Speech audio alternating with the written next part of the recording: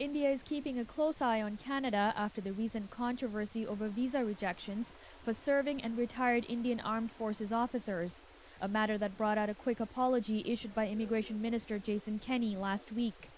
And now, with a petition all set to call on Canada to declare the 1984 anti-Sikh riots in New Delhi as genocide, are Canada-India relations on the brink of souring? Joseph de Cruz is a professor at the Rotman School of Management at the University of Toronto.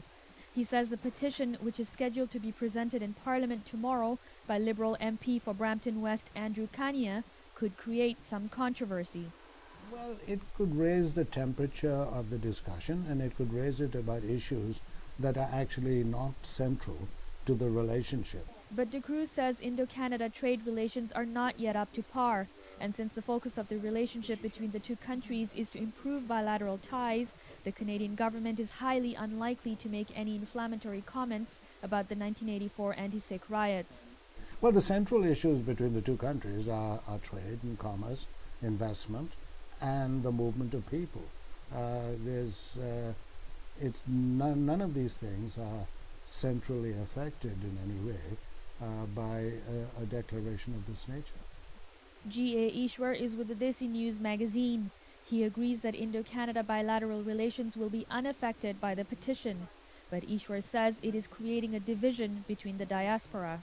Many in the community feel that it is correct, that the fact is 3,000 people died and that it was an organized effort, and some leaders of the then Congress party participated in those riots, and they feel that finally someone is speaking up for them in Canada's parliament. But many others feel equally opposed to it. They feel that, look, it did happen, there was a black day, but you got to see it in the Indian context. These sensitive issues are cropping up at a time when the Canadian government prepares to welcome Indian Prime Minister Manmohan Singh and other world leaders to the G20 summit at the end of this month. Nitu Khosla, Omni News, Toronto.